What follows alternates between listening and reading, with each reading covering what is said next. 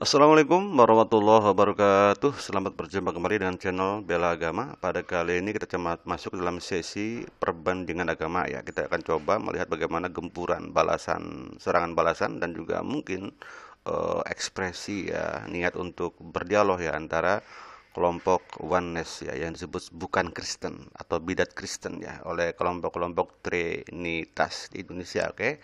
Di sini dari Kalam Kristus ya, ini channel miliknya Pak Joshua Tubuh berjudul menyoal doktrin teologi tari-tarian. Maksudnya mungkin Trinitarian atau Trinitas yang berhalakan kalangan pendeta dan teolog yang gemar membuli gitu. Membuli berarti apa? Menyebut orang-orang kelompok Joshua atau Oneness ini sebagai bukan Kristen atau sebagai Kristen bidat lah atau sesat dan seterusnya, oke. Nah, di sini sudah saya buatkan resumenya gitu ya yang akan saya sebutkan setelah kita coba nanti sekilas ya mendengarkan bagaimana prolog dan sedikit dialog dari mereka. Oke, next. Benaran dan memuliakan mengagungkan Yesus Kristus sebagai Tuhan dan teolog ya. Nanti sebentar diceritakan deh. Nah, enggak juga Pak, saya sehat kok. Sehat ya. Karena apa? Mungkin lagi kondisi sekarang hujan, kadang-kadang panas gitu. Kecapean Betul. saja. Saya percaya orang perang seperti ibu itu nggak mungkin lemah dalam tekanan, justru semakin kuat. Amin. Kita tampilkan satu lagi ratu perang kita yang sepertinya akhir-akhir ini semakin tegas tapi penuh kelembutan sekarang. Pak Joshua Tua menyebut Pak Bupati Ma dan Pastor Sarah sebagai ratu perang atau mungkin Serikandi perang lah. Jadi mereka memposisikan diri dalam bentuk dakwah dia ya seperti perang. Dalam Islam juga sama sekiranya ya, yaitu kan afdhalul jihadu kalimatul haqq. Jihad terbaik itu adalah dengan lisan gitu ya, dengan kata-kata, dengan memberikan klarifikasi kan gitu. Abdul jihadu kalimatul haqq kepada orang zalim lah gitu kan. Jadi memberikan klarifikasi dakwah adalah bentuk jihad terbaik. Dan Nabi juga berkata kan, jahidul musyrikina bi al sinakum, berjihadlah dengan lisanmu. Jadi jihad itu bisa dengan lisan dan itu nomor 2 gitu ya. Terakhirnya dengan jiwa. Oke, bagus sekali, nggak apa-apa. Pastor Sarah, Kemana saja itu saya pergi nih. Yang kita sudah kasihi sudah tidak pribadi kok. Saya punya prinsip kan seperti itu, sederhana. Bentar, jangan masuk dulu ke materinya. Ini bukan yang Alkitab bisa hakimi. Orang tidak memiliki Roh Kudus kalau menyatakan Kristus bukanlah dia yang telah datang menjadi manusia. Simpel aja. Itu aja. Oke. Saya juga mewakili para Kristen awam, terutama mungkin Kristen yang baru bertobat ya. Di sini Anda semuanya, saya sendiri juga pernah mempercayai bahwa Tritunggal adalah doktrin yang saya harus imani dan harga mati ya.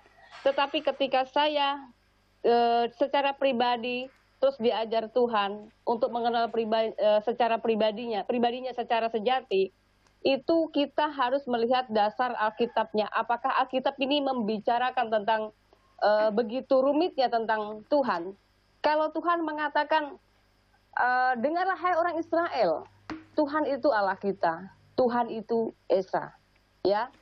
Dan ini dinyatakan di dalam Perjanjian Lama, bahkan diperjelas lagi oleh Yesus di dalam Markus 12 ayat 29, ya. Ini sudah mengatakan dengan jelas. Ini contoh Pak, sebagai orang awam ketika kita mengenal Yesus itu kan juru selamat. Ya, bicara juru selamat artinya ada berkaitan dengan penebusan. Penebusan ada kaitannya dengan pengampunan, ya kan gitu. Nah, jelas ya, Bupati Ma menyebutkan bahwa konsep Trinitas itu asing di dalam Alkitab. Artinya apa? Tidak Alkitabiah. Dan dia mengklaim bahwa memang yang oneness itu adalah kelompok mereka, kelompok daripada oneness ya, yang seperti tauhid ya, sesuai dengan Alkitab, baik yang Taurat gitu, Ulangan, Ulangan ya, hai Bani Israel, Tuhan kita Tuhan Esa, juga adalah Markus ya, dalam perjanjian baru ya, Tuhan kita adalah Tuhan yang Ehad, yang Esa. Nah, Ehad itu bagi mereka adalah tidak Trinitas.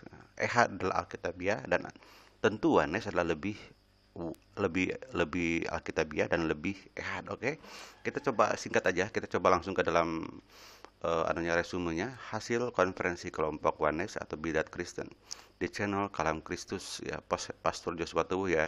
Satu kelompok Oneness siap dialog dengan kelompok Trinitarian ya, baik atau buruk hasilnya akan gunakan saluran komunitas NTT ya, karena penuduhnya yang menyebut mereka bidat adalah orang-orang NTT ya. The King Gadas dari NTT, Ezra Soru pun NTT, MBN pun dari NTT. Kalau Ezra Soru dan MBM dari kelompok Reform, oke. The King Gadas walau alam bisawab saya nggak tahu. Ya Katolik ya. Kedua, kelompok Trinitarian dinilai tidak memiliki wewenang menghakimi bidat sesat terhadap Oneness karena itu bukan hak atau kewenangan mereka. Kenapa? Yang katanya berhak wewenang untuk menghakimi itu hanya Yesus, begitu kata si siapa, Fatimah ya. Yang warnanya merah ini berarti kata-kata dari Pak Pastor Joshua Tubuh ya. Yang hijau-hijau itu saya buat tanda dari si Fatimah Sa'diyah. Oke. Nomor 3, Trinitarian adalah hasil teologi dan tidak alkitabiah. Ini pun sama dari si Fatimah Sa'diyah ya. Buktinya satu, kata Yesus di surga di sebelah kanan Bapa. Berarti tidak ada tempat ketiga untuk Roh Kudus. Berarti apa? Trinitas yang dimana memposisikan Roh Kudus itu tidak alkitabiah ya. Yang B, Alkitab sebutkan baptisan dalam nama Yesus, bukan dalam nama Bapa, Anak, dan Roh Kudus katanya. Ya, awalnya dalam nama Yesus ya. Itu kata Pak Joshua Tuh, dan ini diributin pernah dengan Ezra Soru ya.